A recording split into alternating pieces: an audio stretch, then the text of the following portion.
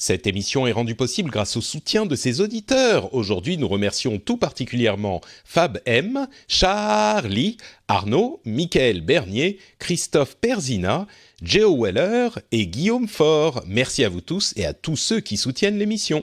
Bonjour à tous et bienvenue sur le Rendez-vous Tech, l'émission qui explore et qui vous résume de manière compréhensible toute l'actualité tech, internet et gadgets.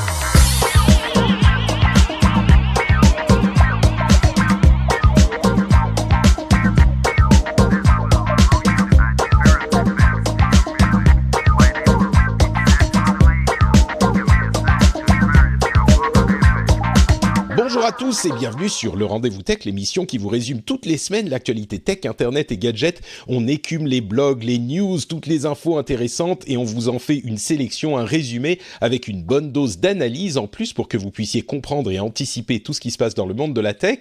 Et en plus de ça, quand vraiment on est à notre meilleur, on fait ça et c'est sympa à écouter. C'est pas garanti, mais quand on y arrive, ça fonctionne plus ou moins. Je suis Patrick Béja et aujourd'hui j'ai le grand plaisir de recevoir d'un côté une sommité du monde du journalisme tech en France, puisqu'il est désormais partout. C'est Kassim Ketfi. Comment ça va, Kassim ? Ça va très bien et moi j'ai envie de te dire que je vais garantir le sourire sur cet épisode. Je prends le risque. Allez, d'accord, très bien. Si tu n'y arrives pas, on sait à qui envoyer les emails énervés. Et je dis qu'il est partout parce que maintenant, je sais plus jamais si tu es sur Frandroid ou Numérama ou les deux, et puis tes podcasts et je sais pas. Mais oui, on va voilà, dire je suis partout. partout, c'est ça. C'est ça. Et un peu dans Studio Renegade et un peu. Non, oui, surtout sur Frandroid. Très bien, très bien. Et on a aussi avec nous un podcasteur averti qui en vaut deux, c'est-à-dire Guillaume Vendée. Comment ça va, Guillaume ?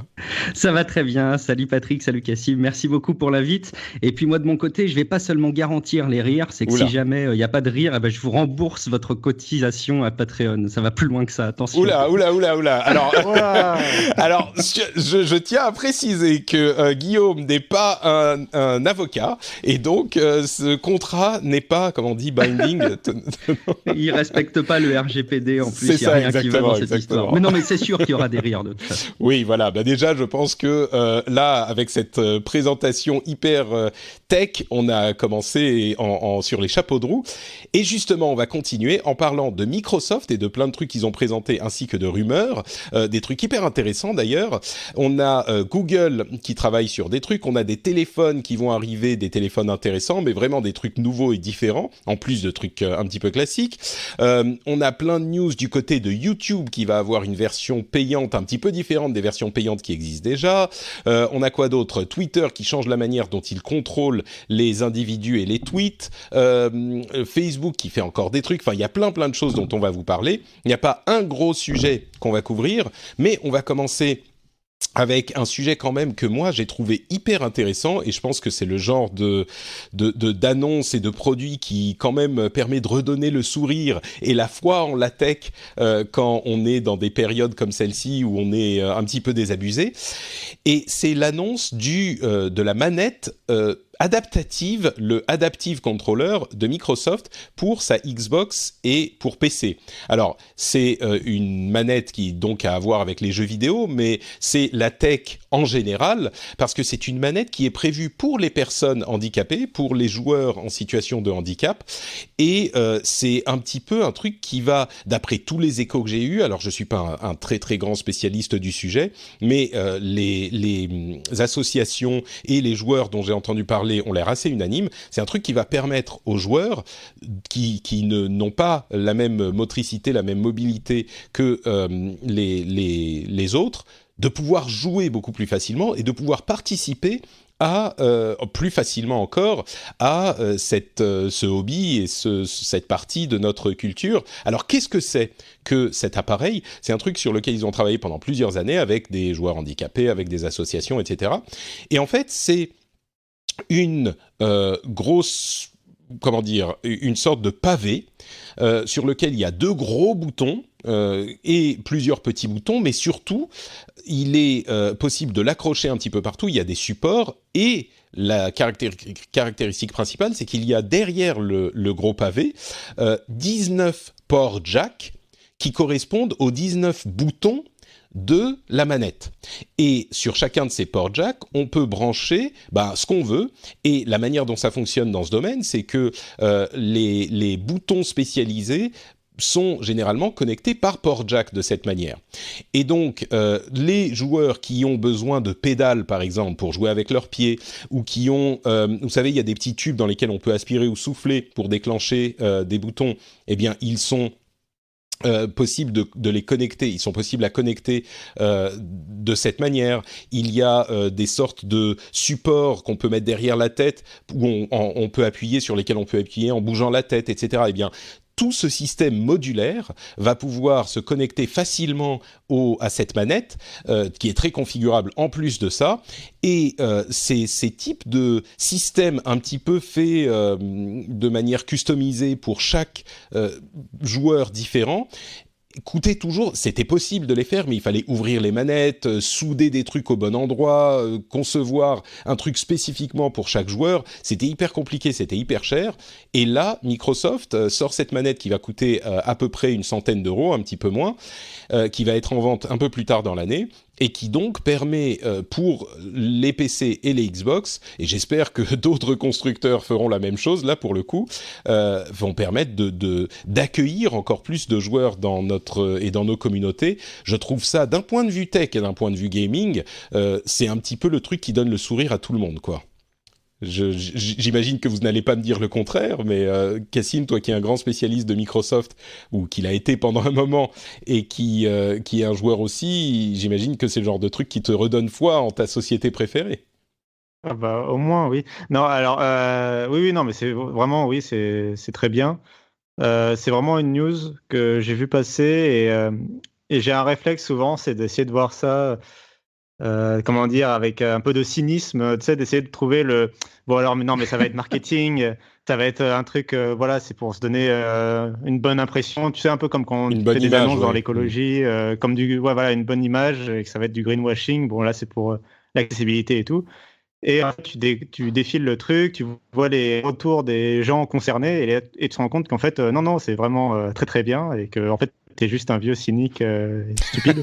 C'est vrai qu'il est difficile de trouver à redire sur ce projet et sur cette news. Ouais, c'est pas facile. Non, c'est vraiment quelque chose de très positif, et c'est vrai que quand tu interroges en fait les employés de Microsoft, s'il y avait vraiment un truc à retenir de la passation de témoin à Satya Nadella comme patron de Microsoft, c'est vraiment cette mise en objectif de vraiment l'accessibilité. C'est vraiment un truc auquel ils réfléchissent dans chacun de leurs produits maintenant.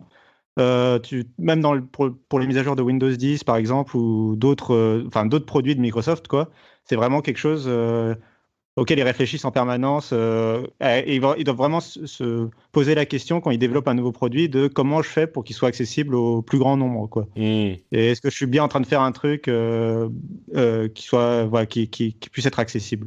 D'accord. Et cette manette, c'est vraiment un résultat direct de ce changement de philosophie.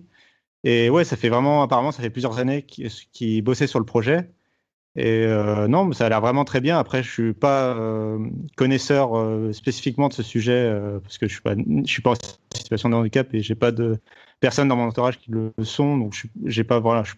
On n'a pas effectivement de comment dire, de témoignage direct, mais clairement, je pense que c'est un cas, comme tu le disais, où les gens ont l'air unanimes, et les gens qui savent ont l'air unanimes aussi. Donc bon, bonne. Et j'ai hâte.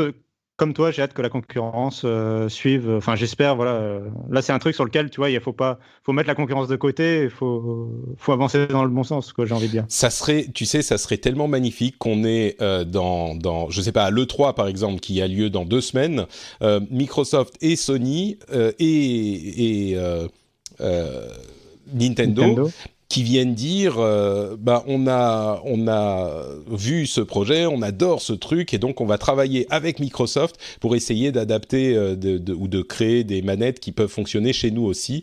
Ça serait un truc qui justement pourrait redorer l'image de tout le monde, mais au-delà des bénéfices d'image qu'ils peuvent avoir, je pense que ça serait une bonne chose tout court, quoi.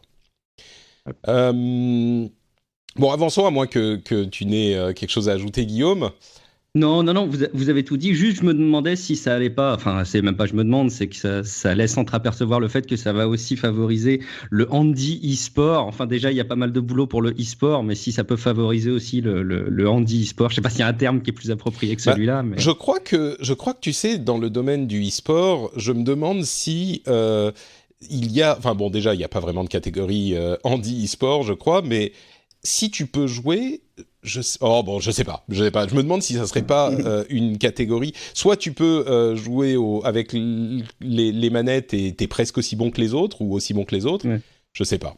Je sais pas. Ça serait intéressant à développer. Mais parlons de la Surface Hub 2 qui a été annoncée. Alors vous vous souvenez de la Surface Hub, c'est une sorte d'immense télé connectée prévue pour les utilisations professionnelles par Microsoft. Surface bien sûr, donc Microsoft, donc un produit qui est vendu par eux. Et là, c'est une nouvelle version qui sont des télés de 50 pouces et qui peuvent afficher 4K et qui peuvent s'orienter portrait et paysage. Et ils ont donc montré, ils n'ont pas de prix, elle sort qu'en 2019, donc c'est pas pour tout de suite. Ils ont montré quelques utilisations et je pense qu'on est dans un cas où c'est vraiment, si ça fonctionne comme ça, c'est un petit peu magique. Mais je me demande si ça fonctionne comme ça. C'est le genre de truc où, bon, il y a des utilisations assez simples, genre si on a un appel vidéo avec quelqu'un, eh ben on met la télé en mode portrait et on est un petit peu presque en face de la personne, quoi, parce que c'est tellement grand et on peut se mettre juste devant la télé. On a juste une image de la personne et c'est comme si on lui parlait face à face. C'est assez impressionnant comme... c'est rien d'incroyable, mais c'est quand même impressionnant comme utilisation. Et puis au-delà de ça, dans les réunions, dans le travail en entreprise, on peut faire passer des documents de l'un des appareils à l'autre, on peut afficher sur le grand écran. C'est un système comment dire, de tableau blanc connecté, mais plus que ça. Ils travaillent dessus depuis longtemps avec la première Surface. Je me retourne peut-être encore vers Cassim.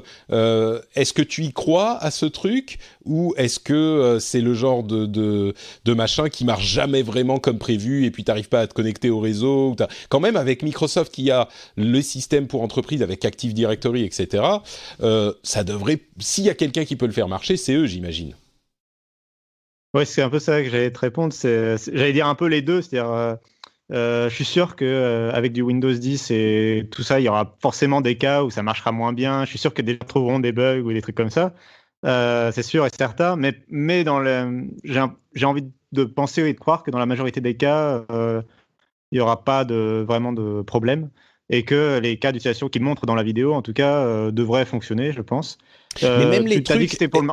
Est-ce que tu y crois, toi, au truc du genre, on peut connecter 4 écrans l'un à côté de l'autre, ils ont presque pas de bord, donc ça fait un écran géant, 4 écrans en portrait l'un à côté de l'autre, et puis chacun peut envoyer ses trucs à son écran. Moi, je t'avoue que j'ai du mal à croire que ça fonctionnera vraiment comme dans la pub, tu vois, c'est genre le burger, dans la pub il est beau, quand il arrive dans ton assiette, il est pas exactement comme ça. Mais...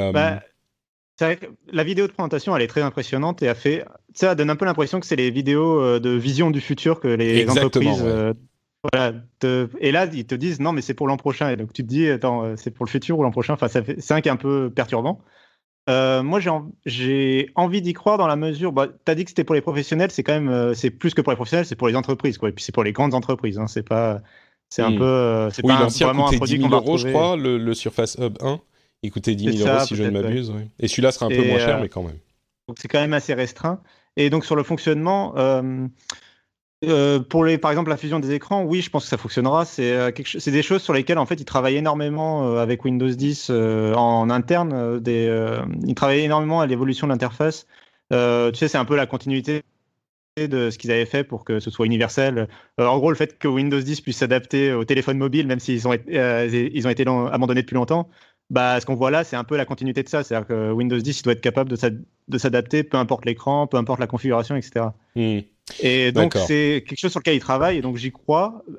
Dans les cas qu'ils montrent en vidéo, je te dis, après, quand c'est des applications qui ont été développées ça va être très beau, ça va être très bien, et quand ce sera des applications Microsoft, je suis sûr que ce sera très bien. Quand ce sera le vieux logiciel qui tourne depuis 30 ans dans l'entreprise, là, j'ai un peu plus de doutes, tu vois.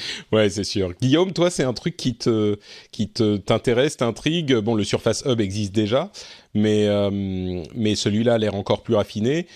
Est-ce que c'est pas des trucs superflus quand même dans les entreprises? C'est quand même juste un écran sur lequel tu branches ton ordinateur et tu copies tu affiches ta présentation PowerPoint sur le grand écran qui est déjà dans la pièce, ça suffit quoi. Est-ce qu'on a besoin de tous ces trucs hyper compliqués? Bah, tu m'ôtes les mots de la bouche. Après, c'est peut-être mon expérience à titre pro qui parle trop. Mais j'ai quand même la vidéo, elle est super chouette. Le produit, tout le monde le veut. Demain, on te propose de l'avoir même chez toi. Je suis sûr que en bon technophile qu'on est, on le voudrait. Puis il y a ce côté quand on tourne l'écran, là, que l'image reste statique. C'est-à-dire qu'il y a pas quand on passe de portrait à paysage. Je sais pas si c'est déjà le cas sur les produits actuellement Microsoft, mais l'image reste fixe en fait. Et c'est juste le champ de vision qui se met on a l'impression c'est très impressionnant en fait, c'est très simple, mais on a l'impression de bouger une fenêtre sur un paysage extérieur qui lui est statique quoi. Donc ça a un effet assez waouh. On a l'impression que l'écran en lui-même bouge pas. Et après, par contre, quand on se met en perspective, on a beau voir toutes ces technos arriver et présenter depuis des années, qui sont vraisemblablement viables. Hein. On peut aujourd'hui très logiquement se dire que tous ces trucs-là, ils sont réalistement réalisables et achetables et déployables. Mais il y a toujours plein de paperboards dans les entreprises et les tas de papier avec les feutres, ça reste quand même le truc le plus rapide et c'est pas prêt de disparaître, je pense. C'est comme tu dis, diffuser déjà un écran, une slide PowerPoint sur un rétro, ça fait déjà le job. Il y a toutes ces initiatives de tableaux numériques avec les stylos. Bon, même dans le contexte éducatif, je suis pas certain que ça puisse facilement se déployer. Mais bon, à voir. Un dernier mot. Ouais. Un dernier mot pour sortir un peu de simplement sur l'équipe qui développe ça. L'équipe du coup qui est en charge. C'est les ingénieurs, les surfaces, et qui est très proche aussi de l'équipe qui développe la manette d'accessibilité dont on parlait juste avant. J'ai noté quand même à l'annonce de ce produit, même si c'est un produit réservé aux entreprises, j'ai noté vraiment une impression sur les réseaux sociaux, sur Twitter, une mise en comparaison souvent avec ce que pouvaient faire d'autres fabricants, etc., de l'effet waouh justement qui avait déclenché cette vidéo et la façon dont les ingénieurs de cette équipe, de cette division Surface, arrivent toujours un peu à essayer de faire des produits différents, à essayer de créer des nouveaux form factors. On ne sait pas trop si ça va marcher à chaque fois, on ne sait pas trop si commercialement ça va marcher, mais en tout cas ils essayent vraiment de trouver des nouvelles choses et c'est pas, ils essayent un peu de casser la malédiction les PC c'est mort, on n'utilisera plus jamais de PC, etc. quoi. C'est vrai que c'est intéressant. Ce que je retiens un petit peu dans ta phrase, peut-être de manière un peu facétieuse, c'est au moins ils essayent. D'accord. Okay. Oui, non, mais c'est ça, oui. Non, mais je suis d'accord, je comprends. Il y en a, ils se prennent des procès pour des claviers qui marchent pas très bien sur leur nouveau PC portable. Il y a d'autres, ils essayent de faire des télés plates, tactiles, borderless. Ce qu'ils essayent de faire d'autre, c'est, visiblement, ça c'est une rumeur, mais il semblerait que ça arrive, c'est une surface, mais petit format. C'est-à-dire, comme les surfaces qu'on connaît déjà, qui sont les tablettes, ordinateurs, qui fonctionnent très très bien, là, ça serait une surface de format 10 pouces, qui coûterait environ $400, donc on imagine 400 à 500 €, avec USB-C, qui sortirait dès la deuxième moitié de 2018. Je vous avoue que ça, c'est sans doute le truc qui m'enthousiasme le plus, parce que pour le coup, ça serait un vrai ordinateur dans la taille d'une tablette, et moi, je pourrais très facilement trimballer ça pour faire mes enregistrements, enfin, puisque c'est pas vraiment possible sur iPad. Je me demande si ça serait pas pour le coup le bon format pour une surface, un format tablette. Bien sûr, tu ferais pas tourner tous tes jeux les plus puissants sur cette machine, mais c'est pas le but. Un format tablette avec un vrai PC à l'intérieur, moi je crois que je pourrais être client, quoi. Pas d'autres clients. Non, moi j'ai c'est vraiment le produit. Pour le coup, c'est plutôt le truc qui va moins me convaincre dans tout ce dont on a parlé. Et c'est pas forcément la faute de Microsoft. Ouais, c'est pas forcément Microsoft. C'est tout simplement, t'en as parlé un peu, c'est la puissance. Et je veux pas faire tourner les jeux dernier cri sur une surface à $400, c'est sûr. Par contre, je vois pas quel processeur ils peuvent mettre dedans qui serait assez performant pour suivre les trucs du quotidien. Windows 10, c'est toujours pas iOS en termes d'optimisation pour des petits processeurs. Et surtout, à la limite, Windows 10 tourne bien, c'est les logiciels par-dessus qui. Tu peux pas faire tourner Chrome sur un Intel Atom, quoi. Soyons honnêtes. Et à $400, ce sera pas un Intel Core i quelque chose, Core i5, Core i7, j'en sais rien. Donc, tu viens me détruire mes rêves là, Cassim, c'est cruel. J'en suis sûr que le produit sera génial, mais les performances, j'ai toujours des. On verra, peut-être que Microsoft réussira à optimiser. Enfin, c'est Microsoft, on verra. Mais... Ouais. Bon. Ouais, je sais pas, Guillaume, toi, essaye de me redonner du baume au cœur un peu, non ? C'est dur parce que j'étais dans ta team, Patrick, sur cette histoire. Moi, j'essayais de voir ce qui pourrait m'aider à remplacer un MacBook Air de 2012 qui montre des petits signes de faiblesse. Quand on voit les surfaces aujourd'hui, elles répondent à des vrais besoins de ce côté mix ordinateur tablette. C'est cool. Mais quand tu vois les tarifs, ça fait vraiment réfléchir. Donc, ouais, tu te disais une tablette à ce prix-là, une surface à ce prix-là, pourquoi pas. Mais bon, Cassim vient de nous ruiner nos rêves. Donc, bon, on retrouve le cynisme dont il parlait à l'origine au début de l'émission, donc c'est bien, tu es consistent avec ce que tu dis. Cohérent. Oui. Cohérent, voilà, c'est ça, ouais. Bon, parlons un peu de Google, tiens, qui visiblement serait en train de préparer un casque de réalité virtuelle autonome, comparable à celui d'Oculus, enfin de Facebook. HoloLens, plutôt. Oui, pardon, c'est un casque de réalité augmentée, t'as raison, qui serait comparable à HoloLens, du coup. Je sais pas si je veux y croire ou pas. Je reste pas convaincu par le casque de Microsoft, le HoloLens. Mais peut-être que si Google s'y met, je serais plus convaincu. Je sais pas, mais ça voudrait dire que l'écosystème pourrait se développer au-delà des seuls, pas de la limitation de Microsoft, mais d'un écosystème un petit peu limité. Peut-être à suivre, quoi. Alors. Moi, je te laisserai parler, Guillaume, après. Juste pour dire que je pense que Microsoft et Google ont la même limitation technique. C'est-à-dire qu'en gros, il faut faire rentrer un ordinateur dans un casque portable. Et aujourd'hui, on ne peut pas faire quelque chose de vraiment performant et autonome, etc. Par contre, Google a une avance sur Microsoft, c'est sur l'intelligence artificielle et l'analyse de données. Et ce que tu disais, c'est l'écosystème. Là, si les caractéristiques dont la rumeur parle pour ce casque se confirment, en gros, c'est plus ou moins un appareil Android embarqué, beaucoup moins performant que nos smartphones modernes. C'est ce que j'allais dire. Mais... C'est ce que j'allais dire. Ils ont aussi de l'avance sur les appareils mobiles qui consomment peu de batterie. Donc ça aussi, c'est peut-être une force que Google... Parce que Microsoft a quand même essayé de faire rentrer Windows 10 en gros dans le HoloLens, ce qui, comme tu le disais, est une autre paire de manches, quoi. Guillaume ? Oui, tout à fait. Ouais.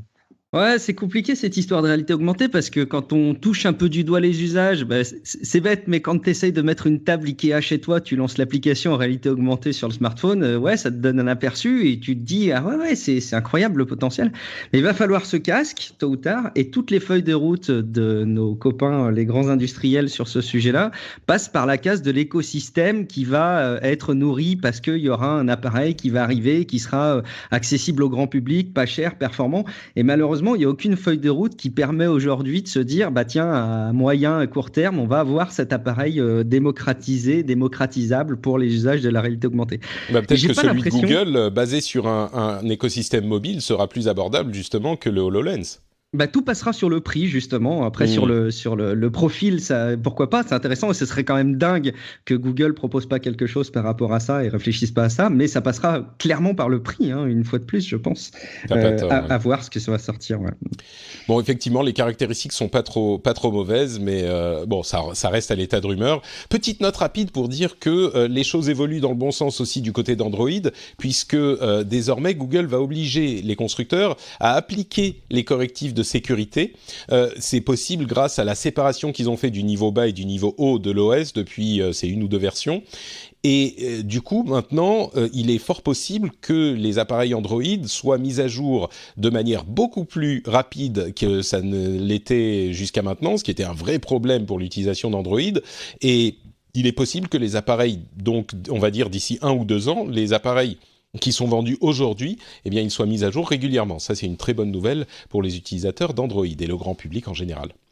Et puisqu'on parle de mobile, il y a tout un tas de téléphones plus ou moins bizarres qui sont en train d'arriver, d'être avancés en rumeur. On va faire un passage en revue rapide. Il y a le Red Hydrogen One, qui est un téléphone conçu par la société de caméras haute performance, caméras pour cinéma, etc., RED, qui est un appareil sous Android, mais qui a un écran holographique, entre guillemets, avec, je sais pas comment ça se dit en français, mais lenticulaire, vous savez, c'est des trucs comme on voit les images en 3D dans les trucs de collection d'images, où c'est un petit peu c'est des sortes de trucs arrondis. Il y a plein de petits trucs arrondis sur l'image, et donc quand on la bouge, on voit à différents endroits, mais c'est un petit peu le même écran. C'est la 3DS en fait. C'est la 3DS, c'est le Fire Phone, je crois, qui faisait ça, etc. Et ils peuvent aussi filmer pour des images 3D pour l'écran holographique. Donc ça, c'est un appareil qui va être très très cher. Il est surtout capable de se connecter à tous les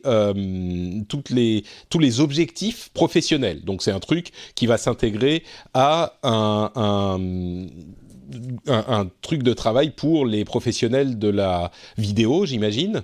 Il y a un Lenovo Z5 qui a été teasé, qui n'a ni bordure ni encoche.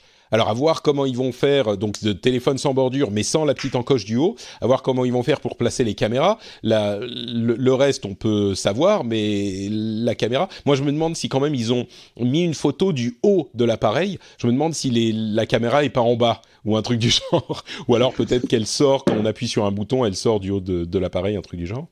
HTC a annoncé qu'ils sont en train de travailler sur un téléphone qui s'appelle le Exodus, qui est un téléphone Android qui a un support natif des protocoles Bitcoin et Ethereum.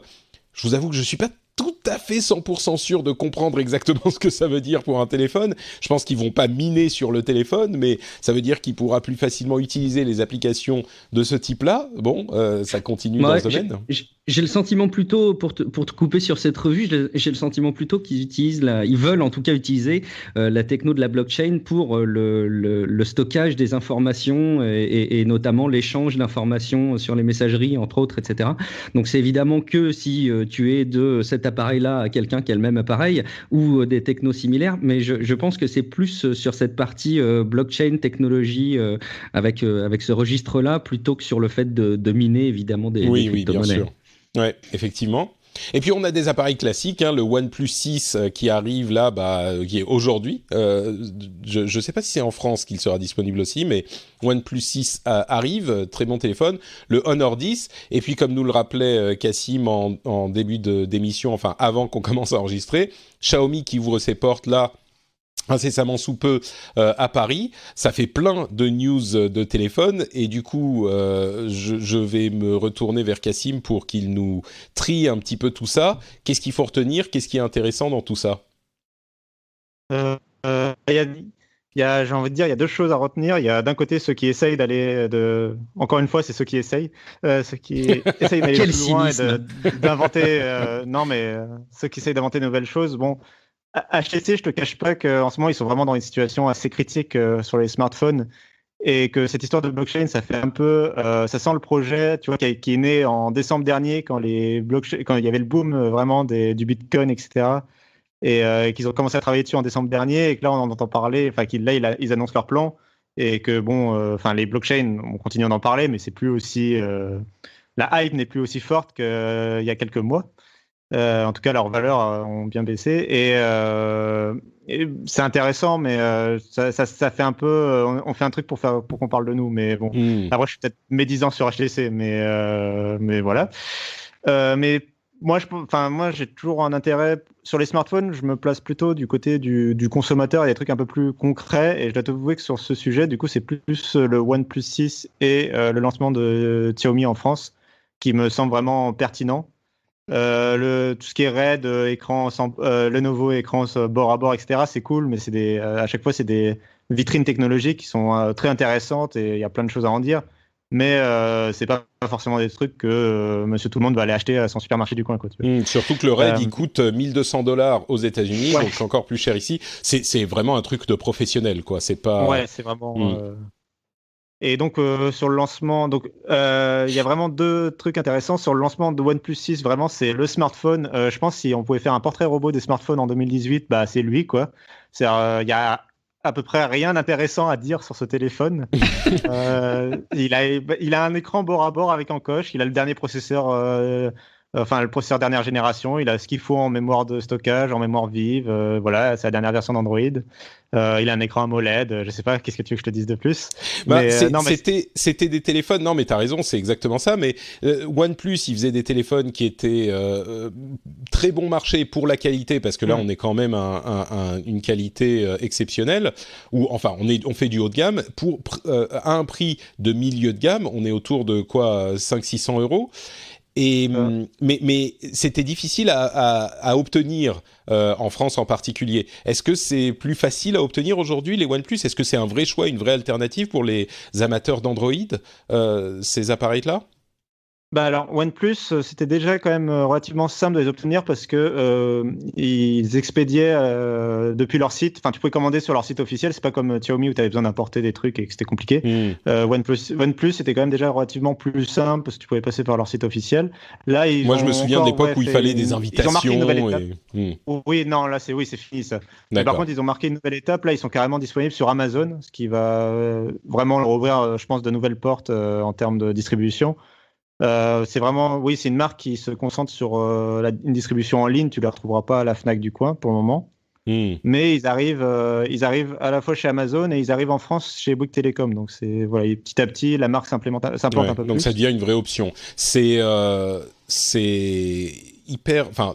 Ça a l'air d'être un super choix du coup. Ouais, ce téléphone. non, j'en parlais un peu méchamment, mais c'est un très bon téléphone. C'est juste qu'il a rien d'exceptionnel. Enfin, il se démarque pas d'une manière ou d'une autre. Il fait tout très bien. Alors si souvent les OnePlus étaient critiqués sur l'appareil photo et celui-là n'améliore pas vraiment la recette sur ce point-là. C'est toujours le même, c'est quasiment le même appareil photo que sur le modèle précédent et c'est vraiment là où se fait la démarcation entre ces smartphones vendus à 500 euros, comme tu dis, qui sont souvent très haut de gamme, mais à prix serré. Et les vrais smartphones haut de gamme de Samsung et Apple, qui, bon, là, maintenant, tapent dans les 1000 euros et ont vraiment ont souvent un meilleur appareil photo. D'accord. Et justement, le truc qui est intéressant à noter cette année, c'est que d'habitude, OnePlus était un peu seul sur ce marché-là dont tu parlais, ce marché des smartphones à 500 euros. Et l'arrivée de Xiaomi en France, en fait, ça va justement chambouler un peu cette habitude-là du fabricant, puisque le meilleur smartphone que peut proposer Xiaomi actuellement, c'est le Mi Mix 2S, et il sera annoncé là aujourd'hui en France, et il devrait être à peu près vendu au même prix que le OnePlus 6. Et il a à peu près les mêmes caractéristiques, sauf qu'il n'a pas l'encoche, il a quelques différences de design, etc. Mais c'est plus ou moins un smartphone équivalent, et donc OnePlus va vraiment avoir un concurrent cette année, quoi.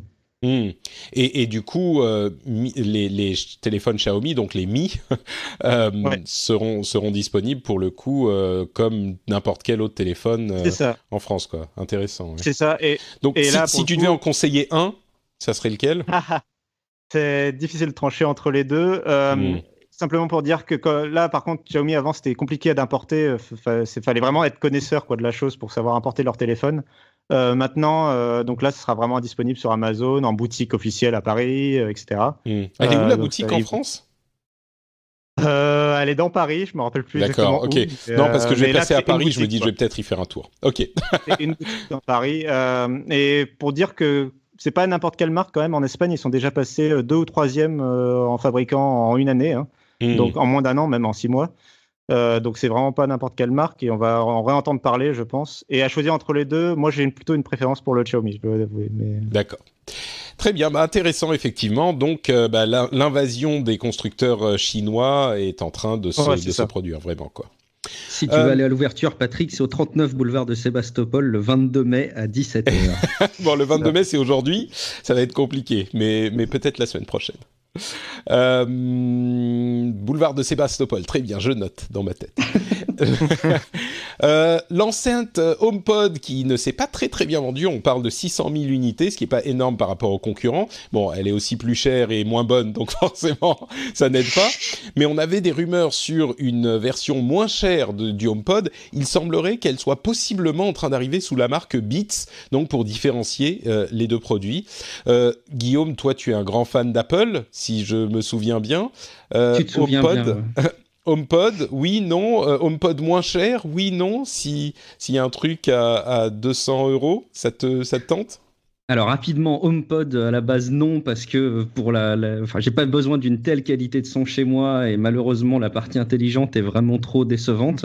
En plus avec une ouverture vraiment réduite sur des services comme Spotify. Enfin, quand on achète un HomePod aujourd'hui, c'est Apple Music seulement, donc il faut faire un choix complet d'écosystème, une fois de plus, en tout cas pour cette version. Et après, par contre, une enceinte moins chère, alors moi pas plus, mais j'imagine qu'il y a peut-être plein de gens qui ont vu le fait que le HomePod était encensé pour sa qualité de son, et donc qui se disent, bah ouais, moi pour équiper mon salon pour remplacer ma chaîne sans fil avec la nouvelle techno de AirPlay, pour accompagner mon téléviseur parce que comme il est très très plat, il y a un son pourri, je voudrais des super enceintes avec, bah peut-être que ça peut répondre à des besoins. Et du coup, si c'est le cas, de mettre un gros B dessus Beats, bah oui, encore plus, évidemment. S'il n'y a pas la partie intelligente qui est moins chère mais la même qualité de son, ça peut être cool, ouais.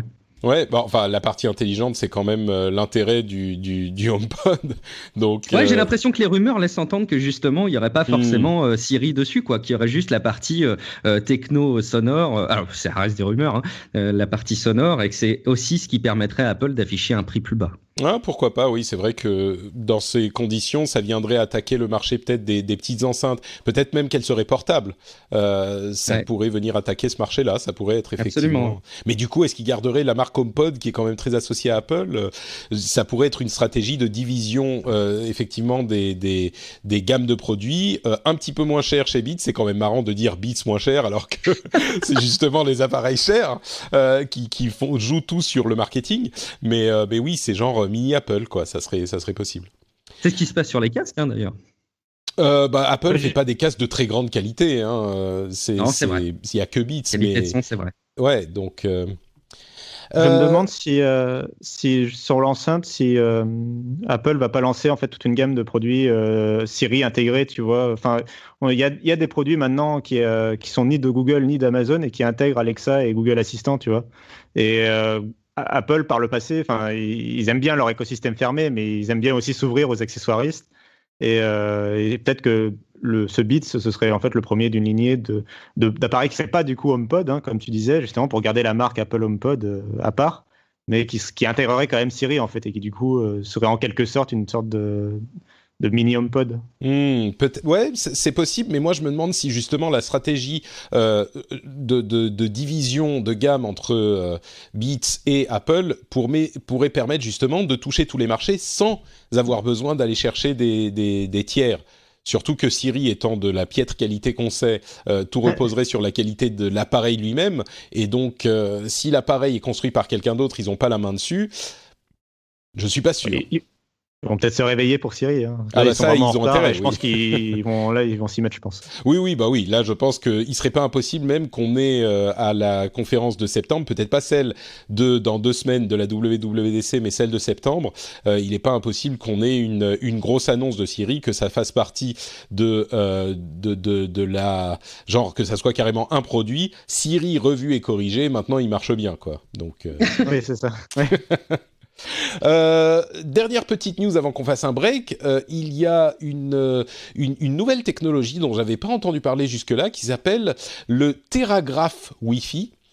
Qui est en fait une sorte de nouvelle norme du Wi-Fi, qui est la norme suivante, c'est AY, je crois, si je ne dis pas de bêtises, c'est ça, c'est 802.11 AY, qui serait prévu, bon bien sûr on peut l'utiliser en Wi-Fi classique, comme à la maison, mais les constructeurs prévoient aussi de l'utiliser comme des remplacements de la fibre. Alors on a des débits qui pourraient atteindre les 20 à 30 gigas de manière réaliste selon les spécialistes.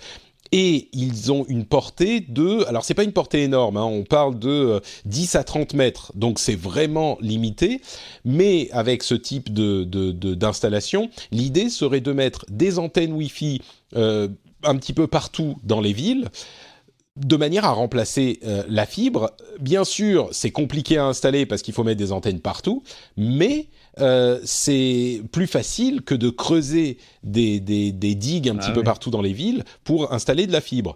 Et Facebook et Qualcomm se sont associés pour essayer de développer ce type de technologie pour les villes. Ils voudraient commencer les tests d'ici l'année prochaine, en 2019. Donc, c'est encore une technologie qui vient faciliter l'utilisation sans fil pour le remplacement de la fibre.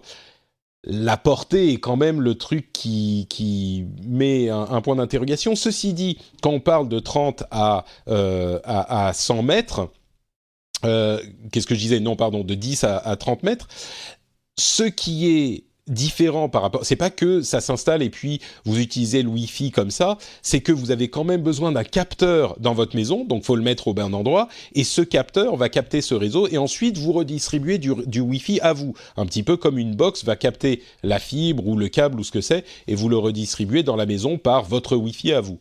Donc peut-être une alternative de plus, la portée est quand même une préoccupation, quoi. Qui a inventé ce nom, Terragraph, qu'il se dénonce tout de suite? Écoute, moi je trouve ça pas mal, c'est assez catchy. Il y a un côté rétro, en fait. Ouais, exactement. Ouais. Ça fait un petit peu Tesla. Ça me rappelle un peu le lancement à l'époque, alors juste avant le lancement de la 4G, le consortium Wi-Fi qui voulait faire le WiMAX, qui était censé être un concurrent, en fait, c'était un concurrent de la 4G tout simplement. Et ça me rappelle un peu ça, parce qu'en fait, ce dont tu parles, les débits qui vont comme ça décoller et la fréquence qui est utilisée, qui est du 60 GHz, ça me fait penser tout simplement à la 5G en fait qui va arriver. Et je me demande vraiment si ce genre de technologie, quel est vraiment le but de ce genre de technologie? Est-ce que c'est vraiment fait pour qu'un jour ce soit implémenté à grande échelle, ou est-ce qu'ils y croient vraiment, ou est-ce que c'est pour plutôt peut-être mener une négociation sur la 5G, ou tu vois, essayer de lancer d'autres choses, parce que ça vraiment la promesse là de remplacer la fibre, la promesse d'améliorer les débits, etc. C'est vraiment la promesse de la 5G et c'est le même calendrier, tu vois. Et j'y vois vraiment, même ce dont tu parlais. Il faudrait une box pour la capter, il faudrait un élément pour la capter, oui, ça s'appellerait un smartphone, ou ça s'appellerait surtout une box 4G, quoi, en fait, tout simplement. Ouais, c'est un petit 5G, peu le même type de... Ouais. Bah, c'est une alternative différente, effectivement. C'est une technologie Wi-Fi qui est un petit peu différente de la technologie 5G. Mobile, ouais, bien sûr. Ouais, mobile, qui est prévue pour, avec une antenne, capter beaucoup plus de... Enfin, bon, je t'avoue que je suis pas grand spécialiste, donc je vais m'arrêter de parler avant de dire des bêtises. Mais c'est une bonne question. Le fait est qu'il y a de nombreuses alternatives pour ce type de technologie. Moi, je me demande s'il n'est pas intéressant de séparer les réseaux mobiles des réseaux simili-fibres pour avoir deux réseaux différents et puis c'est pour pouvoir avoir des utilisations un petit peu différentes aussi. Mais bon, ce qui est positif, c'est de voir que il y a des technologies plus simples à installer que la fibre qui sont en train de se développer, même si au final la fibre est la seule option qui puisse se développer sans limite, parce que la fibre, on peut toujours subdiviser encore plus les spectres et ajouter de la bande passante. C'est toujours, finalement, c'est presque infini. C'est pas complètement infini, mais c'est presque infini la fibre. Donc, c'est quand même un investissement important pour l'avenir. Je viens d'avoir un message d'un conspirationniste qui me dit que si jamais il y a cette techno qui est en cours de développement, c'est parce qu'il y a Facebook derrière qui veut s'accaparer les données, tout ça. Mais je préfère pas le relayer. Oui, non, c'est certainement pas là. Bon, qu'est-ce qui te donnerait cette idée-là, franchement? Bon, je sais pas. Franchement, venant de Facebook, ça m'étonnerait. Oui, ça, si on a appris un truc aujourd'hui, c'est qu'on peut leur faire confiance à Facebook avec les données. On va en reparler dans un moment justement, mais avant ça, une petite pause pour vous remercier, vous qui êtes soutien de l'émission, vous qui permettez à cette émission d'exister, et pour encourager ceux qui ne sont pas encore soutiens de l'émission de peut-être penser à le devenir. Comme je le dis à chaque épisode, l'émission n'a pas de sponsor, ne fait pas de pub. On se contente de recevoir l'argent des auditeurs qui décident que l'émission en vaut la peine. Seulement ceux qui décident, seulement les élus qui décident que l'émission mérite 1 ou 2 euros par épisode, eh bien, ils deviennent Patreon de l'émission sur patreon.com/rdvtech.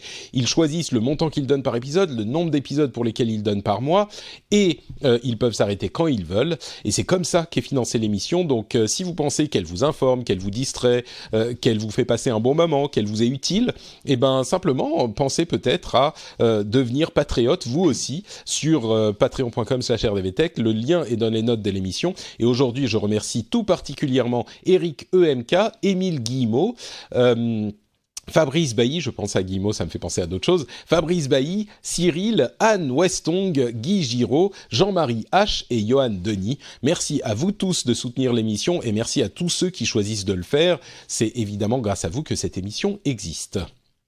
On continue avec ce sujet dont je parlais tout à l'heure. Alors, YouTube va lancer une version de YouTube Music très bientôt. D'ailleurs, ils l'ont annoncé, je me demande si c'est pas cette semaine.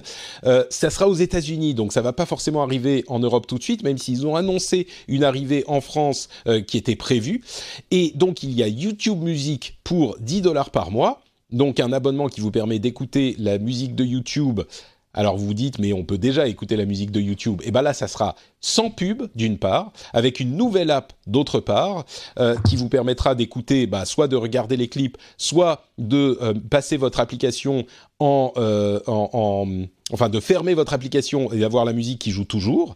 Donc ça, c'est une révolution pour YouTube, parce que c'est pas possible aujourd'hui.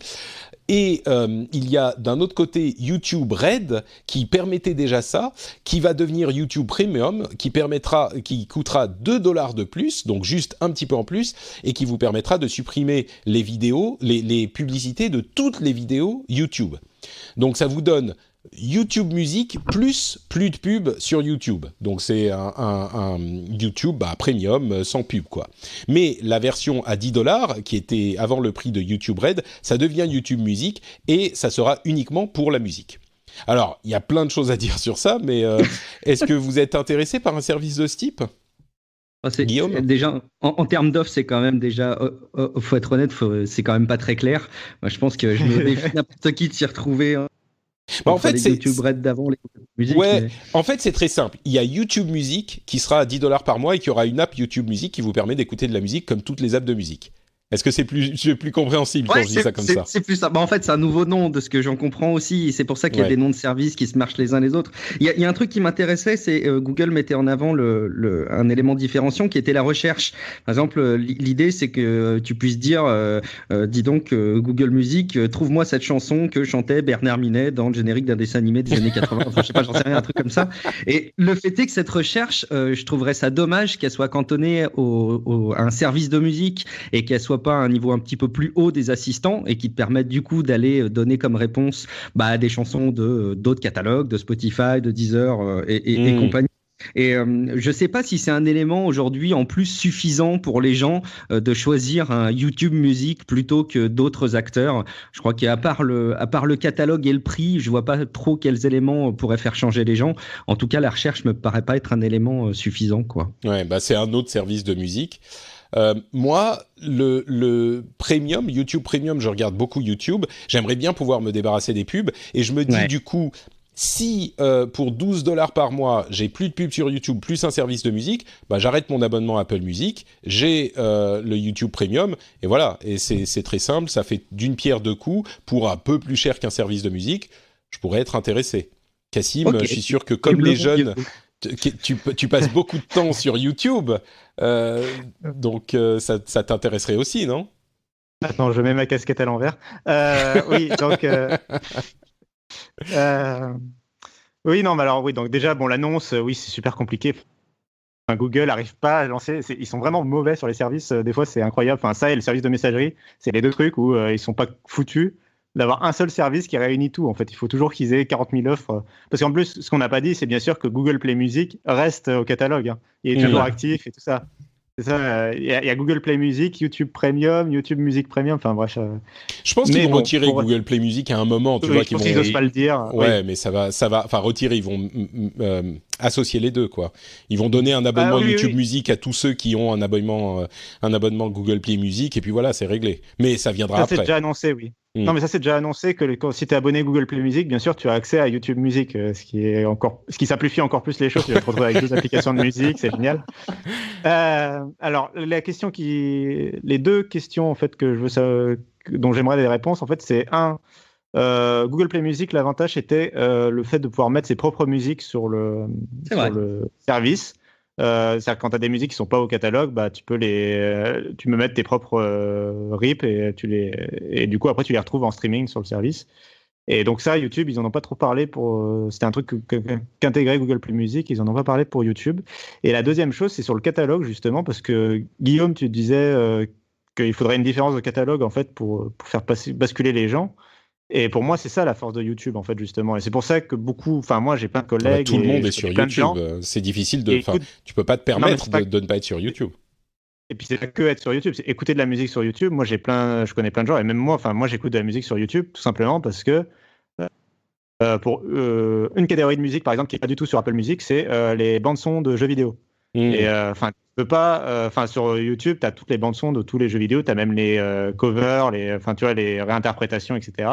Et ça, a priori, c'était pas très très clair, mais il me semble qu'a priori, c'est intégré dans YouTube Music au même titre que les chansons officielles de, je sais pas moi, Shakira sur Vemo, quoi, tu vois. Je sais plus comment s'appelle la chaîne qui réunit tous les clips officiels. Oui, Vemo, Memo, Mevo, Vemo. Oui, c'est Vemo. Je sais plus. Oui, bref. Mais en tout cas, voilà, moi, ce qui m'intéresse dans YouTube Music, c'est vraiment tout ce catalogue de musique, j'ai envie de dire presque non officiel. Enfin, c'est officiel, non officiel, on sait pas trop, de bandes son, etc. Qui sont sur YouTube, donc c'est-à-dire qu'il n'y a pas d'ayant droit, tu vois, qui ont fait retirer la vidéo. Et effectivement, c'est vraiment ce catalogue-là qui m'intéresse en tout cas. Et je crois que tu n'as pas mentionné, par contre, pour YouTube Premium, le service à $12 par mois, le fait qu'il y a aussi les séries télé et les contenus YouTube originaux, quoi. C'est vrai, ils sont tellement peu populaires que je les ai pas passés sous silence. Mais c'est vrai qu'il y a Cobra Kai, le spin-off de Karate Kid, qui est disponible sur YouTube Premium. On peut imaginer qu'à l'avenir, il y ait plus de choses et que du coup, ça devienne un concurrent potentiel, Netflix et compagnie. Et puis, si vraiment à terme, ils abandonnent Google Play Music, moi, ce que j'en retiens aussi, c'est le fait que YouTube va devenir la marque multimédia, j'ai envie de dire le iTunes, si iTunes existait encore vraiment, de Google, quoi. C'est vrai. Là où si tu veux écouter de la musique, si tu veux regarder des films, etc., tu vas sur YouTube, quoi, en gros. Ouais, c'est possible, oui, ça peut se développer dans ce sens-là. Et bon, du coup, YouTube Premium pourrait être intéressant puisque ça devient pas juste un truc de vidéo, mais ça inclut de toute façon toute la musique. Et pour $2 de plus, on a plus. Ça pourrait fonctionner. Et juste, je veux mentionner, parce que ça me tient à cœur un petit peu, c'est le fait que il fut un temps où sur Windows Phone, j'avais une application qui me permettait d'écouter de la musique de YouTube en arrière-plan. Mais je dis ça, je dis rien. Hein. Oui, c'est juste parce qu'elle était tellement peu utilisée que YouTube n'avait pas été leur demander de la retirer, c'est tout. Exactement. Ouais, c'est le cynisme jusqu'au bout. Ouais, oui. C'était génial, mais c'était exactement ça. Bon, parlons un petit peu d'Apple, hein, puisqu'on n'a presque pas parlé d'Apple. Juste pour dire qu'ils ont augmenté le nombre de voitures sans pilote en test. Ils sont... le deuxième nombre je vais recommencer. La société qui a le plus de voitures, ils sont au deuxième rang. Ils sont devant Tesla et Waymo, de voitures en test, hein, bien sûr. C'est vraiment intriguant parce que je vois pas aujourd'hui Apple se lancer sur la construction de voitures. Ça aurait peut-être été une possibilité à un moment, mais j'y crois plus aujourd'hui. Et je vois pas non plus qui voudrait avoir un système de voiture autonome de chez Apple. Pourquoi ? Parce qu'ils sont tous en train de développer les leurs. Il y a 2 ans, peut-être qu'ils auraient pu sortir un truc, mais donc je suis pas sûr de ce que fait Apple avec ce programme. C'est le syndrome Apple Maps, ils veulent pas refaire l'erreur qu'ils ont faite. Ah, selon moi, hein, ils veulent pas refaire l'erreur qu'ils ont fait sur Apple Maps, sur un marché qui aujourd'hui, ils ont pris trop de retard par rapport à Google Maps et ils veulent se dire, il vaut mieux qu'on investisse un peu au début, quitte à arrêter, plutôt que de prendre le train trop tard, quoi. Enfin, c'est ma vision. Ouais, c'est possible. Moi, j'ai envie de dire, quand on voit la différence entre Siri et ses concurrents, est-ce qu'on a vraiment envie d'avoir confiance dans une intelligence artificielle qui est d'Apple pour les voitures ? Non, je plaisante bien sûr, non, mais par contre, ouais, je vois pas trop non plus ce que pourrait faire Apple, et surtout en termes de service. Je vois pas le produit, quoi. Je les vois pas lancer un concurrent parce que le produit, en fait, ce serait un concurrent de Uber, tout simplement. Ce serait un service d'Apple. Non, mais ça voudrait dire... Ou alors, Apple... peut-être que tu voudrais dire qu'ils achètent des voitures d'un autre constructeur, qu'ils intègrent leur système de voitures autonomes, et ils font un service comme ça. Peut-être. Oui, comme Waymo et comme un concurrent de Uber qui s'appellerait Apple Ride, par exemple, un truc comme ça, qui serait intégré à ton iPhone et qui viendrait te chercher quand tu viens de l'aéroport pour t'emmener à l'Apple Store le plus proche, j'en sais rien. Non, mais Non, pourquoi pas? Pourquoi pas? C'est une alternative à laquelle je n'avais pas pensé. Ouais. Mais j'y crois pas. Enfin, je trouve que Google et Uber, en l'occurrence, justement, et surtout Google avec Waymo, ils ont vraiment une avance sur ce sujet-là. Et puis, enfin, ils sont tellement plus déjà dans l'idée de faire un service. Enfin, je sais pas, je viens pas chez Apple pour les services. Enfin, je sais pas comment dire, mais non, t'as raison. Disons que il faut jamais dire jamais, puisque jusqu'à ce que l'iPhone sorte, on n'allait pas chez Apple pour des téléphones non plus. Mais non, bien sûr. Mais c'est vrai que l'idée que Apple se mette à acheter des voitures, créer un service de comment dire, un VTC quoi, un service de VTC, c'est aussi étrange que de se dire Apple va se mettre à construire des machines à laver. C'est possible, mais bon, peut-être. Ouais, ça peut être à des fins de test d'usage qu'on n'identifie pas tout de suite, mais de toute façon, attention, il faut remettre en perspective. On parle de flotte, de taille de flotte, de vent, etc. On passe de 20 à 50 véhicules autonomes qui circulent, donc c'est pas non plus monstrueux. On parle de voitures qui circulent dans la ville en circulation, dans la circulation normale. C'est de ça dont on parle. Oui. Tiens, parlons un petit peu de sujets controversés. Je disais que Twitter va changer la manière dont il repère les sujets controversés, justement les tweets, les comptes. Et en fait, jusqu'à maintenant, ils utilisaient uniquement le contenu pour déterminer si un tweet pouvait être à retirer ou pas d'ailleurs. Ils se basaient uniquement sur le contenu du tweet. Aujourd'hui, ils vont implémenter de nouvelles méthodes qui prennent en compte énormément de signaux et par exemple, on va parler de choses comme le nombre de personnes que le compte suit, le nombre d'autres comptes que le compte suit. Est-ce qu'il tweet à des personnes qu'il ne suit pas? Est-ce qu'il y a beaucoup de gens qui ont mis un rapport sur le compte, etc., etc. Et c'est marrant parce que c'est le genre de truc qui paraît assez évident comme technique, mais pour y arriver, il a fallu énormément de temps et constater à quel point les méthodes de simplement de passage en revue du contenu ne fonctionnent pas parce que ça prend trop de temps, c'est pas assez juste, et chacun a une interprétation différente. Mais là, ils vont essayer de repérer les comptes et les contenus toxiques et peut-être même les trolls et les trolls professionnels de cette manière. Ça semble être une bonne méthode, je crois. J'imagine qu'immédiatement, il y a des gens qui vont se dire « Ah, mais ça peut aussi poser des problèmes de faux positifs. » Mais c'est quand même... moi, ça me paraît être la bonne technique, je pense. Moi, c'est pas tant les faux positifs qui m'inquiètent là-dedans, et si tant est qu'il y ait quelque chose qui m'inquiète, globalement, c'est très positif, effectivement, enfin, je te rejoins là-dessus. C'est juste que c'est quelque chose qui a une toute petite échelle, et vraiment concernant l'écosystème de Twitter, qui est vraiment un écosystème particulier, mais ça s'apparente un peu à un social scoring quand même par certains aspects. Alors, on n'en est pas comme en Chine, où on va pouvoir ou pas prendre l'avion selon notre score, on est très, très, très, très, très loin de ça, mais ça me fait toujours un petit peu peur d'arriver à voir qu'il y a des classements des utilisateurs dans un service comme Twitter par rapport à leurs usages. Pareil, il faut pas non plus faire des raccourcis en disant c'est le début de la fin de la neutralité du net dans Twitter. Enfin voilà, mais je préfère toujours regarder ça avec un petit peu de pincette. Après, globalement, effectivement, il y a tellement de boulot à faire que ces outils me paraissent plutôt très adaptés, effectivement. Ouais, je pense aussi. Moi, sur les faux positifs, le seul truc que j'aurais à reprocher à Twitter, en fait, c'est le côté... J'ai l'impression que Twitter, c'est le moins bon utilisateur de Twitter, en fait. Enfin, je sais pas... Précise ta pensée, Cassim. C'est-à-dire que, est-ce que tu arrives à parler à des gens de Twitter sur Twitter? Enfin, même Jack, il répond jamais. Non, mais en gros, le service après-vente, enfin, le support de Twitter est vraiment inexistant. Je suis pas d'accord. Moi, t'as l'impression que tu envoies des messages, des bouteilles à la mer, quoi, quand tu parles à Twitter. Et quand tu veux dire, quand tu parles spécifiquement à Twitter pour les problèmes de contenu, de Twitter, voilà. Ah bah oui, voilà, non, mais c'est exactement le problème qu'ils essayent de résoudre avec cette modification de la manière dont ils passent en revue le contenu. Moi, je pense que c'est exactement ce problème dont tu parles, dont ils sont en train de parler, c'est qu'ils n'arrivent pas à gérer le truc. Et donc, il y a des systèmes automatisés qui vont prendre en compte des données. Alors, il va y avoir toujours des cas où c'est clairement bon, ou c'est clairement oui ou clairement non. Il y aura aussi des cas où c'est à la limite, et là on va se dire « Ah merde, peut-être qu'il va y avoir des erreurs ».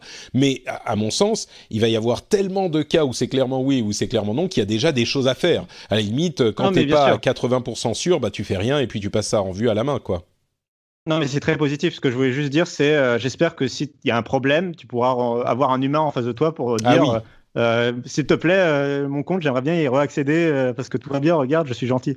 Ouais. Mais c'est juste ça. Et c'est ça en quoi j'ai pas confiance pour Twitter parce que jusqu'à présent, ils m'ont pas prouvé qu'ils étaient capables de faire ça, en fait, d'avoir un support derrière l'automatisme. Mais l'automatisme, oui, je soutiens. Enfin, c'est très bien, oui. Mais... Ouais, je crois qu'il y aura toujours des cas où ça va merder, ça c'est sûr, et c'est là où ça sera un petit peu problématique, genre, et les gens vont, autant qu'ils gueulent aujourd'hui parce que le compte sur lequel ils ont fait un rapport est toujours actif, eh bien demain ils gueuleront parce que, regardez, moi on m'a fermé mon compte par erreur, et je n'arrive toujours pas à le récupérer, alors que si on devient un petit peu plus strict, eh ben forcément c'est... Non mais je comprends ce que tu dis, Cassim, t'as pas tort non plus. Bah tiens, en parlant de réseaux sociaux dans la tourmente, Zuckerberg sera devant le Parlement européen aujourd'hui, je crois, c'est aujourd'hui ou demain, il fait un passage en France d'ailleurs, il va aller à l'Élysée. Et encore plus intéressant que ça, bon, il va répondre aux questions comme ça avait été le cas devant le Parlement américain, j'imagine. C'est ce soir et ça sera live streamé, donc peut-être qu'on regardera ça aussi. Mais il y a un autre truc qui était intéressant, c'est que si vous vous souvenez, le Parlement anglais a sommé Mark Zuckerberg de venir s'expliquer pour les problèmes dont on parle depuis des mois et des mois maintenant. Et ils ont dit, soit vous venez vous expliquer, soit la prochaine fois que vous venez en Angleterre, eh ben on vous arrête et on vous amène devant le Parlement. Et vous devez répondre dans telle date. Et Facebook a attendu 3 jours après la date limite à laquelle il devait répondre. Et la responsable de la communication a envoyé un message en disant « Monsieur Zuckerberg n'a pas vraiment de projet de rencontrer le comité, ni de voyager en Angleterre aujourd'hui. » Donc, voilà. Foutu Brexit. C'est vraiment... Alors, c'est un petit peu un doigt d'honneur sous forme écrite. Hein. J'ai l'impression que c'est le plus proche qu'on puisse faire d'un doigt d'honneur. Comment dire, d'un côté, je comprends pourquoi il dit, désolé, on va pas envoyer Mark, sachant qu'ils ont envoyé des hauts responsables de la société, hein, c'est pas qu'ils ont envoyé personne, mais ils vont pas envoyer Mark Zuckerberg à chaque pays qui demande d'avoir des explications, surtout qu'il va venir au Parlement européen, il va pas non plus en plus aller voir les Anglais, je peux comprendre, encore une fois, surtout qu'il a envoyé des représentants de la société pour répondre aux questions du Parlement anglais, ce qui, je pense, est nécessaire. Et puis d'un autre côté, moi en tant qu'Européen, pro-européen, comme tu le disais Guillaume, c'est toi qui disais merci le Brexit, c'est un petit peu genre, voilà, vous avez voulu partir, maintenant forcément, vous pouvez pas faire cavalier seul et essayer d'avoir le même poids que tous les autres. À un moment, faut être cohérent avec vos intentions, donc... je sais pas, je présente la news sans plus de jugement, mais c'était intéressant, j'ai trouvé. Alors, je suis d'accord avec vos deux remarques, juste, sauf qu'après, Facebook vend ses services au Royaume-Uni, et donc, si le Royaume-Uni demande à voir Mark Zuckerberg, je veux dire... ça fait partie pour moi du pouvoir de souveraineté de la nation, de la prérogative. Je sais pas s'ils peuvent avoir, ils peuvent demander à Zuckerberg spécifiquement de venir s'expliquer. Ils peuvent avoir des explications de personnes qui savent ce dont ils parlent chez Facebook.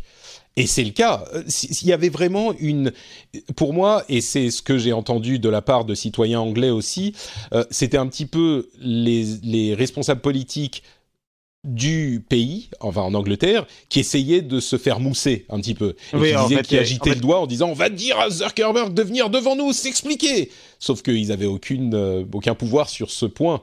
Donc c'était plus du spectacle politique que vraiment le besoin d'avoir spécifiquement Zuckerberg. Je sais pas. Non ? Non, mais si, très bon point également, oui. Ouais. De toute façon, après, j'étais d'accord déjà avec vous, mais c'est juste pour aller dans le sens aussi du Royaume-Uni. Disons que s'il venait pas s'expliquer devant le Parlement européen, peut-être que j'aurais dit ah oui quand même, c'est un citoyen américain qu'il aille devant le Congrès américain, je comprends.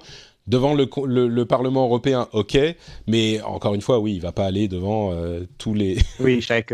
Ouais. Quoi d'autre ? Bah justement, en parlant de Facebook, ils ont lancé un portail pour la jeunesse où ils donnent énormément d'informations, de conseils aux jeunes, aux adolescents qui utilisent Facebook sur comment utiliser Facebook. Et ils ont en plus livré des informations sur le nombre de comptes qu'ils ont fermés. Il y a genre 580 millions de faux comptes qu'ils ont fermés. Enfin, c'est un nombre complètement hallucinant. Ils ont pris des actions sur 2,5 millions de... enfin, ils ont agi sur 2,5 millions d'exemples d'incitation à la haine. Il y a enfin bref, il y a ils font énormément de choses. Il y a ce portail spécialement prévu pour les jeunes. Il y a toutes les options qui ont été implémentées suite au RGPD, mais pas seulement. Il y a le fait qu'ils sont désormais en accord avec la loi allemande qui nécessite de supprimer le contenu d'incitation à la haine en 24 heures. Maintenant, ils y arrivent. Et entre parenthèses, on leur reproche de faire trop de zèle et du coup de supprimer du contenu qui devrait pas être supprimé. Là, on arrive aux questions dont on parlait tout à l'heure et on se dit, bah oui, mais enfin, soit vous leur demandez de le faire et à ce moment, ils sont responsables, soit c'est aux juges de le faire et on n'a pas la puissance de feu. Donc, voilà, c'est un petit peu un problème insoluble. Enfin, il y aura toujours des problèmes qui vont être constatés quand on va dans un sens ou dans l'autre, mais dans l'ensemble, j'ai un petit peu envie de vous poser cette question. Facebook, j'ai l'impression qu'ils font beaucoup pour vous permettre de faire en sorte qu'ils n'utilisent pas vos données personnelles pour la publicité, pour informer les gens sur la manière d'utiliser Facebook, pour vous informer sur vos droits, pour désormais être en conformité, heureusement, avec le RGPD, pour vous permettre de supprimer vos données, de télécharger vos données, etc. Est-ce qu'on n'arrive pas à un point où Facebook est en train de faire, Facebook et les autres, mais particulièrement Facebook parce qu'ils sont emblématiques, ils font tout ce qu'ils peuvent pour être honnêtes, pour être en conformité avec la loi et pour informer les gens sur le service. Et au bout d'un moment, ça va bien de jeter la pierre à Facebook, mais ça veut dire que les gens utilisent le service en connaissance de cause et qu'ils informent suffisamment les utilisateurs. Je me demande si on n'arrive pas à ce point, et j'en suis pas convaincu, mais je me pose la question, est-ce qu'on peut encore reprocher à Facebook d'être Facebook, quoi ? Il y a toute leur image de leur passé qui malheureusement teinte un peu l'opinion des gens. Même je suis une fois de plus, je suis désolé. Je suis d'accord avec toi, Patrick, sur le fait qu'ils font quand même pas mal de choses. Et encore une fois, je pense que c'est un petit peu facile de tirer à boulet rouge sur Facebook dès qu'il y a un scandale. Et n'empêche que le gros scandale qui a eu lieu, ils ont évidemment leur part de responsabilité. Elle n'est pas totale, mais elle est très importante. Et ils essayent de faire amende honorable. Tant mieux, ça va dans le bon sens. Moi, je voulais juste m'attarder 30 secondes sur Facebook for Youth, pour les jeunes. Le Youth Portal, là. Le Youth Portal, parce que je suis allé jeter un coup d'œil. Et il y a une règle numéro 1 dans la com quand on parle aux jeunes, c'est ne pas dire qu'ils sont jeunes. Et là, ils n'arrêtent pas pour les jeunes, personne de votre âge, donner aux jeunes le pouvoir, etc. Et ils utilisent des tournures qui sont très bizarres. Je ne sais pas si c'est la traduction, j'ai pas été regarder la version anglaise, mais comme ils expliquent comment créer quelque chose de sympa sur Facebook. Et finalement, moi qui fais de l'accompagnement pédagogique sur les nouvelles techno auprès des seniors, je me rends compte que tout le champ lexical qu'ils utilisent et tous les codes de communication, notamment les petits pictos des bonhommes qui font coucou, tout ça parle vachement aux personnes plus seniors qu'aux jeunes. Donc je me demande s'ils ne sont pas gourés un peu dans leur brief de com. Mais bon, ça n'enlève rien à leur intention. Ça et le fait que chaque page, c'est des paragraphes de 20 lignes pour expliquer des trucs comme ton profil ou les pages, etc. Des trucs. Je t'ai dit, les seniors, ils adorent ça. Oui, d'accord, très bien. Non, mais voilà, je sais pas s'il y a vraiment besoin de 20 lignes pour expliquer ce que c'est qu'un profil sur Facebook à des jeunes. Tu vois. Et puis je sais surtout, je suis pas sûr que ce soit la meilleure façon de leur expliquer qu'on leur a asséné un paragraphe de 20 lignes. Je sais pas qui va lire ça en fait. Oui, mais à ce moment, qu'est-ce qu'on pourrait leur demander de faire ? Enfin, tu vois, ils disent sur la sécurité, ils répètent des trucs basiques, mais ils disent utiliser des mots de passe complexes. C'est pas le contenu du problème. C'est pas quoi, c'est la forme en fait. C'est plus. Mais la comment est-ce qu'ils devraient faire ? N'oublie pas que les gens qui ont moins de 13 ans ne sont pas censés utiliser Facebook. Donc on s'adresse quand même à des gens qui ont au moins 13 ans. Perso, la même plateforme, mais avec des vidéos tuto un ça, peu courtes. Je crois que déjà sur la forme, ça aurait été vachement plus approprié. Pour dire la même chose, hein, encore une fois, t'as raison, Cassim. Je pense que le fond est très pertinent, très bon. De toute façon, c'est Facebook qui explique Facebook, donc ils peuvent pas trop se tromper. Mais par contre, sur la forme, c'est typiquement de la vidéo, quoi, en format vertical qui va bien. Ça aurait été tellement. Et typiquement, Google, pour leur nouvelle leurs nouvelles conditions d'utilisation et où ils expliquent les choses en français plus clair. Justement, ils ont mis plein de vidéos YouTube intermédiaires qui t'expliquent très rapidement à chaque fois, à chaque section, ce qu'elle fait, etc. Quoi. Et je pense que c'est plus clair et c'est plus. Enfin, surtout, c'est pas tant un problème de clarté qu'un problème de. Il faut prendre le temps pour le faire et personne va le faire. Mais c'est un petit peu. Je sais pas si voilà. Mais c'est un petit peu ça que ce à quoi j'en viens en fait. Est-ce que on peut. Alors oui, ils auraient pu mettre des vidéos, ok, mais je suis pas certain que les gamins auraient pris le temps d'aller voir la vidéo, si peut-être un peu, mais est-ce que c'est la responsabilité de Facebook vraiment jusqu'à ce point? Est-ce que là, ils n'ont pas vraiment fait au moins de quoi qu'on puisse dire bon, ok, la responsabilité est un petit peu aussi sur les utilisateurs. Au-delà même de la responsabilité, j'ai envie de dire, c'est désormais, je pense, vraiment le choix des utilisateurs. On pourrait dire, oui, mais on n'a pas vraiment le choix parce que tout le monde est sur Facebook, donc il faut être sur Facebook si on veut machin. Ok, c'est à la limite une autre réflexion. On peut aujourd'hui utiliser Facebook sans qu'il n'utilise trop de nos données privées. Est-ce que la responsabilité ou oui le choix n'est pas aujourd'hui celui des utilisateurs de l'utiliser? Est-ce qu'on peut encore reprocher aux gens est-ce qu'on peut encore reprocher à Facebook que les gens utilisent Facebook? Parce qu'il y a quelques temps on pouvait le faire, mais là je te répondrais non, et c'est pas la responsabilité. Et sur mon reproche que je faisais là concernant le portail pour les jeunes, c'est pas un truc, enfin c'est un reproche sur la façon d'avoir fait de Facebook. Mais c'est pas non plus. Je vais pas demander au gouvernement de faire une loi pour obliger Facebook à faire un truc plus clair pour le portail pour les jeunes, tu vois. Je veux dire, il y a un moment. Oui, je suis totalement d'accord avec toi qu'ils ont fait. Là, ils ont fait ce qu'il faut. Enfin, c'est effectivement. Si tu veux savoir, il y a moyen que tu peux savoir en fait. Si tu as envie de savoir, c'est déjà une étape qui n'était pas forcément très évidente il y a encore quelques mois ou quelques années. Là, c'est merci le RGPD, je crois qu'on est clair. Oui, surtout. Oui, non, mais clairement. Mais en même temps, bon, ce genre de changement, Facebook, c'est marrant, c'est que c'est à la fois la RGPD et en même temps les scandales qui se sont pris, c'est les deux qui coïncident au même moment. Mais oui, c'est clairement. Donc, je dirais à ta question, je dirais oui, ils ont fait ce qu'il faut. C'est plus vraiment leur responsabilité. Maintenant, ça les rend pas exemple de reproches sur le fait qu'ils auraient pu faire encore mieux, surtout quand ça s'adresse aux jeunes. Maintenant, je suis pas aussi spécialiste que Guillaume, du coup, surtout sur la communication, etc. C'est juste moi, a priori, j'ai ouvert une page, je vois.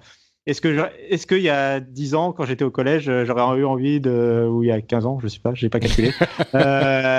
Quand j'étais encore au collège, est-ce que j'aurais eu envie de lire ces pages-là? Parce qu'on me les aurait probablement fait lire, tu vois, en cours de technologie ou je sais pas quel cours au collège. Et la réponse est non, oui, je crois que. Oui, la réponse est non, et il n'y a aucun jeune, de toute façon, parce que soyons honnêtes, il n'y a aucun jeune qui va lire ça sur son temps libre. Hein. Là, le but, c'est qu'en cours, avec le prof, tu puisses lire ça, quoi. Et il y a encore, à mon avis, des étapes de simplification à faire, mais c'est déjà bien. Ouais. Bon, donc c'est pas non plus Facebook super bravo, vous êtes super cool, c'est genre, bon, ok. Je peux pas dire bravo à quelqu'un qui le fait après qu'on lui ait reproché, qu'il le fait par obligation. Je suis d'accord. Tu vois. Je suis d'accord. Pas vraiment fait de tout, quoi. C'est genre, c'est les mêmes notes que moi j'avais au lycée et à l'université. C'est genre 10,5, fais juste ce qu'il faut pour passer, mais pas plus. Écoute, je pense que les jeunes auront beaucoup plus à gagner à s'entraîner à Fortnite, le jeu hyper populaire en ce moment, puisque Epic Games a annoncé, t'as vu ça, les 100 millions de prix pour les concours d'e-sport sur Fortnite pour les 12 mois à venir. 100 millions de prix. C'est assez impressionnant. Donc voilà, vous emmerdez pas à lire les trucs ou à aller en classe. Vous jouez à Fortnite et vous devenez bon, c'est bon, vous êtes riche. Bon, allez, plus sérieusement, dernière news, un petit peu WTF, comme on dit sur Internet, et quand on est jeune, il semblerait sur Foursquare, c'est ça? Oui, c'est ça, exactement. Ouais. Sur Foursquare, on dit WTF. Il semblerait que Netflix est signé avec Barack et Michelle Obama pour qu'ils produisent des émissions de télévision. Alors, il y aura des trucs scriptés, donc des trucs en fiction, et des trucs qui seront du domaine du reportage, de l'interview, du documentaire, etc.